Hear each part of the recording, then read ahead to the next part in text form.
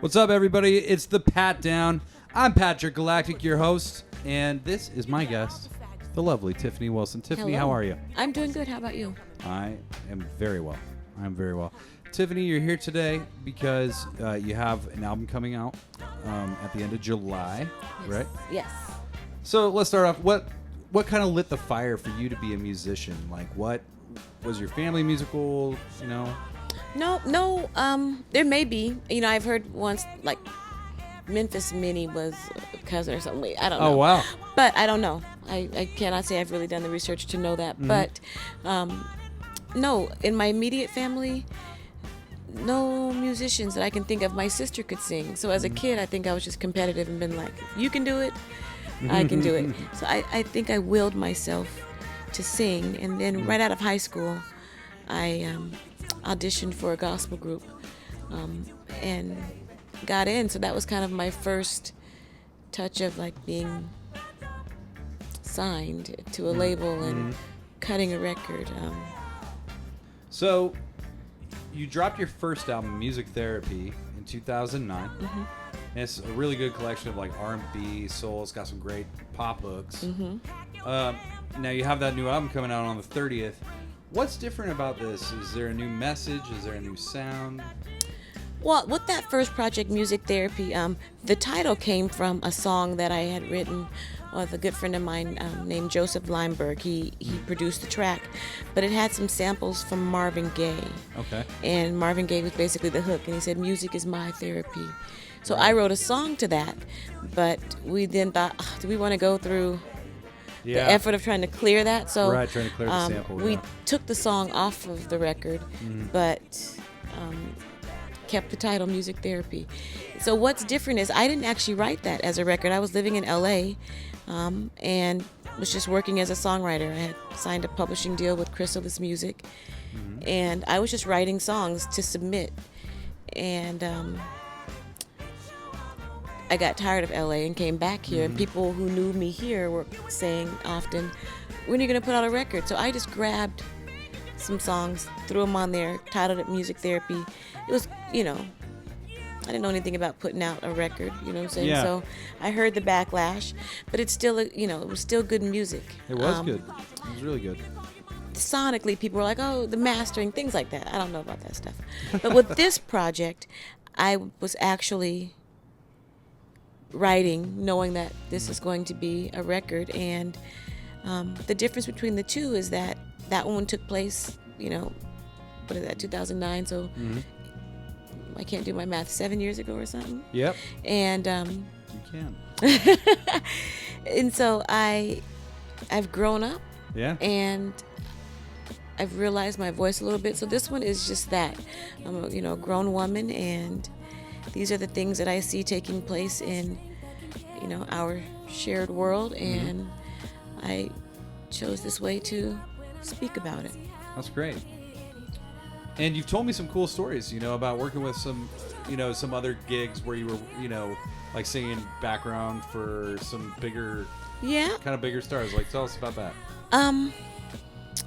I do a lot of the older school art. Like I just sang background last weekend for Tevin Campbell. Oh, hey, Right. Tevin. That was awesome. That was a lot of Hell fun. yeah. And there was a concert here where it had El DeBarge, Tevin Campbell, just some of the guys from Next. They're called Lover's Lane, I think. Okay. So it was a bunch of old school, mega hits.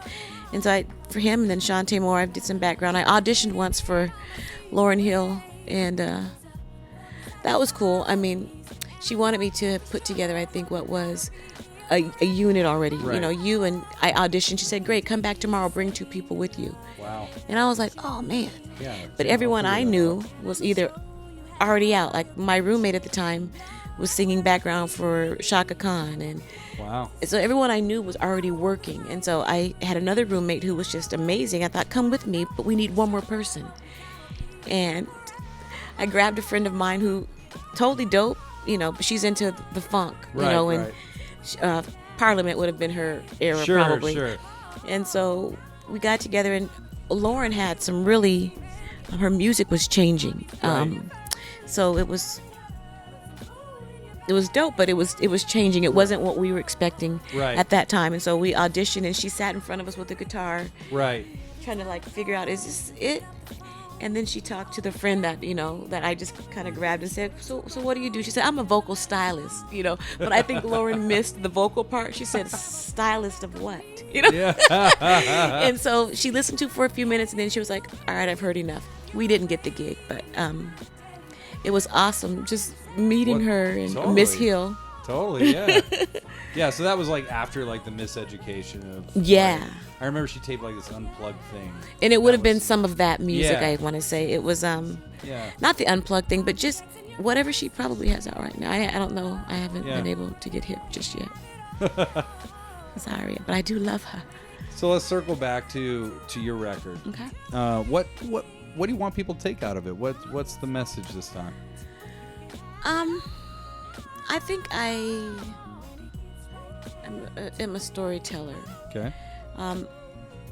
I think sometimes it can be a scary thing to speak up. Absolutely. And I like to ask myself questions, and so these songs are probably a product of questions I've asked myself. Mm-hmm. Whether it be about relationships or politics or just society, humanity, the end of the world. Mm-hmm. Those minor things. All those things, yeah. So I just, and then I either answer my own question or maybe create a conversation. Maybe. Yeah. So yeah, that's a good way to say it.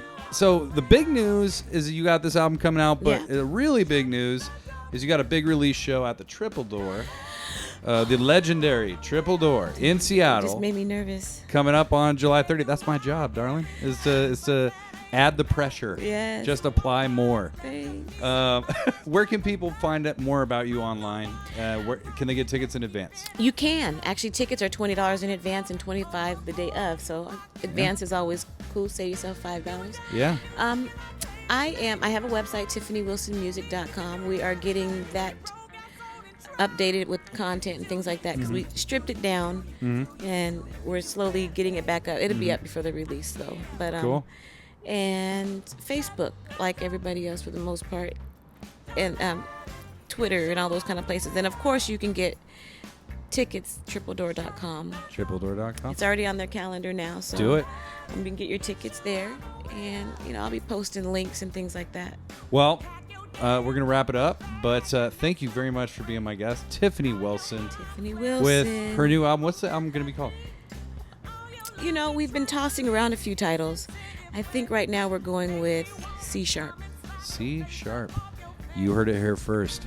I'm Patrick Galactic. This has been The Pat Down. She's Tiffany Wilson, and you're not going to be watching this anymore because we're out. Peace.